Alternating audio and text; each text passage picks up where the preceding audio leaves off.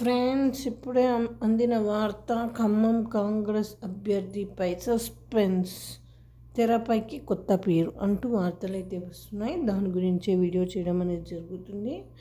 Friends, దయచేసి మీ support అనేది కావాలి. ఫ్రెండ్స్, లైక్ చేసి, షేర్ చేసి, సబ్స్క్రైబ్ అయితే చేయండి. వివరాల్లోకి వెళ్ళిపోదాం.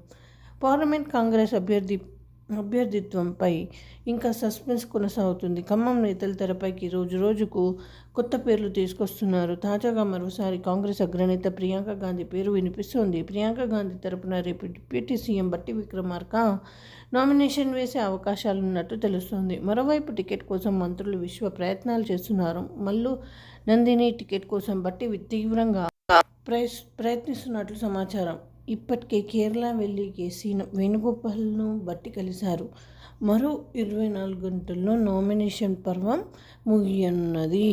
అయితే మరికొన్ని గంటల్లోనే ఖమ్మం కాంగ్రెస్ అభ్యర్థి ఎవరో తేలనుంది. ఇదిలా ఉండగా, అసెంబ్లీ ఎన్నికల్లో విజయం సాధించిన హస్తం పార్టీ లోక్సభ ఎన్నికల్లో కూడా అత్యధిక స్థానాలు గెలిచేందుకు వ్యూహాలు రచిస్తోంది. మరోవైపు బీఆర్ఎస్ అధినేత కేసీఆర్ కూడా ఈ రోజు నుంచి బస్సు యాత్ర చేపట్టనున్నారు. ఇదిలా ఉండగా, ఏప్రిల్ 19 నుంచి మొదలైన పార్లమెంట్ ఎన్నికలు 7 దశల్లో జూన్ 1 వరకు జరగనున్నాయి.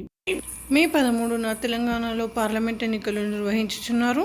జూన్ 4న ఓట్ల లెక్కింపు ఉంటుంది. ఈ విధంగా వార్తలు అయితే వస్తున్నాయి. Friends, please like, share and subscribe. Thank you.